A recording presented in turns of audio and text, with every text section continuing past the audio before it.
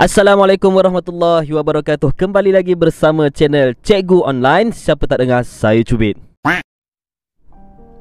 Alhamdulillah, sebelum ni kita dah belajar tajuk budi bahasa, dan hari ni kita akan sambung bagi tajuk itu, iaitu menjaga lidah. Baiklah, anak-anak kat sini, siapa yang tak ada lidah? Semua mesti ada lidah kan? Jadi tahu tak fungsi lidah ni apa sebenarnya? Ya, lidah memang fungsi dia untuk kita rasa setiap makanan, dan dia juga ada fungsi selain daripada tu, iaitu untuk bercakap. Bayangkan kalau kita tak ada lidah, macam mana kita nak cakap? Boleh cakap tak? Baiklah anak-anak yang dirahmati Allah sekalian, lidah ni anggota badan manusia yang sangat bahaya kalau kita tak jaga dengan baik. Kalau lidah kita ni tak dapat dikawal daripada keluarkan kata-kata yang tak baik, maka kita akan hadapi macam-macam masalah. Manusia ni dia akan selamat hidup dekat dunia dan di akhirat kalau dia dapat jaga lidah dengan tutur kata yang baik je. Tapi kalau dia gunakan lidah untuk tutur kata yang kurang sopan, untuk percakapan yang bukan-bukan, maka dia tidak akan selamat hidup di dunia dan di akhirat. Rasulullah sallallahu alaihi wasallam ada pesan supaya kita sentiasa kawal lidah, sebab lidah kita ni dia boleh menyebabkan berlakunya permusuhan sesama kita. Walaupun kawan baik kita yang dah berpuluh tahun sekalipun dah berkawan dengan kita, tapi kalau disebabkan lidah kita ni yang kita tidak dapat kawal, tak dapat jaga dengan tutur kata yang baik, maka boleh juga jadi permusuhan. Adik-beradik kita yang duduk sebumbung serumah dengan kita pun boleh jadi musuh kita kerana lidah. Lidah juga boleh menyebabkan seseorang itu dimasukkan dekat dalam neraka jahanam. Begitu dahsyatnya lidah kita ni kalau tak dapat dikawal, sampaikan Allah masukkan kita dekat dalam neraka jahanam. Rasulullah sallallahu alaihi wasallam suruh kita gunakan lidah untuk apa?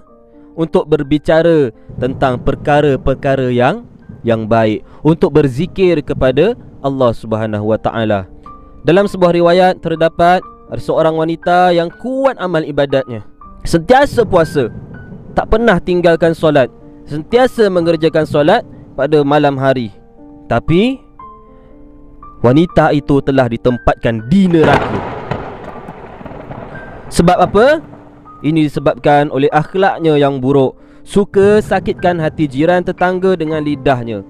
Mulut dia ni sentiasa cakap yang bukan-bukan dekat jiran tetangga dia, maki hamun sana sini, duk mengumpat sana sini. Jadi kita kena jaga lidah kita ni. Dalam Al-Quran Allah ada berfirman, surah Al-Baqarah ayat yang ke-83, A'udzubillahi minasyaitanirrajim, wa qulu linnasi husna, yang bermaksud dan katakanlah kepada sesama manusia perkataan-perkataan yang baik. Allah suruh apa? Allah suruh kita berkata perkataan yang baik-baik sesama kita. Dalam hadis juga Rasulullah sallallahu alaihi wasallam ada bersabda, man kana yu'minu billahi wal yaumil akhir falyakul khairan aw liyaskut, yang bermaksud barang siapa beriman kepada Allah dan hari akhirat, maka hendaklah ia berkata baik atau diam sahaja. Nabi kata apa? Dia kata kalau siapa yang beriman dengan Allah dan beriman dengan hari akhirat, maka dia hendaklah berkata yang baik-baik. Kalau tak dapat berkata yang baik, apa yang dia perlu buat?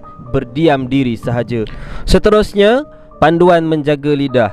Lidah ni kita perlu jaga dia.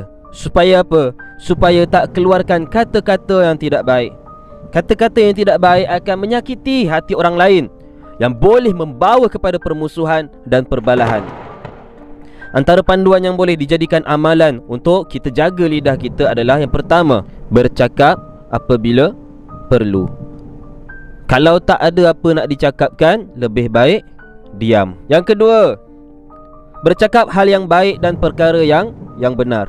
Kalau nak cakap tu, biarlah cakap benda yang baik-baik dan perkara yang benar. Ini tak, kadang-kadang dia tak ada apa nak dibualkan, dia bual dengan perkara yang tak benar. Dia menipu kawan dia. Kat rumah aku ada basikal sampai 10 basikal, walhal kat rumah dia cuma ada 1 basikal je.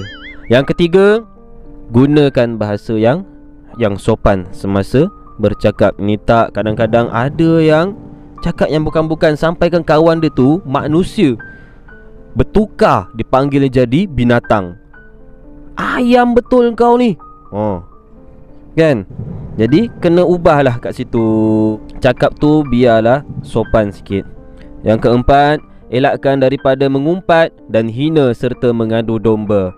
Apa itu mengadu domba? Mengadu domba ni adalah perbuatan melaga-lagakan di antara seseorang dengan orang lain. Yang kelima, bersederhana dalam bergurau dan tidak keterlaluan.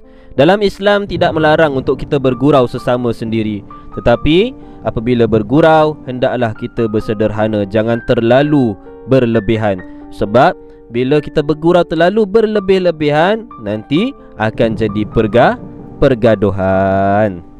Yang keenam, jangan berdusta dan sentiasa bercakap benar. Nak cakap tu jangan berdusta, jangan cakap bohong. Kena cakap yang betul. Nak cerita, biar cerita yang betul. Nak bercakap, biar cakap yang betul. Seterusnya yang ketujuh, jangan bertengkar dan bermusuh-musuhan. Jangan gaduh-gaduh. Bila bercakap, jangan nak bertengkar, jangan nak menang aja, kan? Kena sentiasa kawal lidah kita, kawal diri kita. Gunakanlah lidah untuk sebut perkataan yang baik. Kemudian memuji Allah dengan berzikir. Apa zikir yang biasa kita sebut? Subhanallah, Alhamdulillah, Allahu Akbar, La ilaha illallah. Macam-macam lagi zikir boleh kita sebut. Seterusnya yang ketiga, membaca Al-Quran. Gunakanlah lidah kita untuk membaca Al-Quran. Hari ini kalau kita sebelum ni tak pernah nak buka Al-Quran, hari ni kita buka Al-Quran, walaupun kita tak mampu nak bacanya. Esok hari kita dah buka Al-Quran, kita cuba baca satu baris ayat. Esoknya lagi kita buka Al-Quran, kita cuba untuk baca satu muka surat. Dan kemudian keesokan harinya lagi kita perbanyakkan lagi untuk membaca Al-Quran, supaya lidah kita ni sentiasa terjaga. Kemudian yang keempat, menasihati untuk kebaikan. Allah suruh kita nasihat menasihati sesama manusia. Baiklah, untuk hari ini kita belajar sampai sini je dulu. InsyaAllah kita akan sambung pembelajaran kita pada episod seterusnya. Jangan lupa untuk like, share kepada kawan-kawan yang lain supaya sama-sama kita dapat manfaat. Jangan lupa tekan subscribe, kemudian tekan sekali loceng supaya awak semua tidak ketinggalan untuk pembelajaran yang seterusnya selepas ini. Assalamualaikum warahmatullahi wabarakatuh.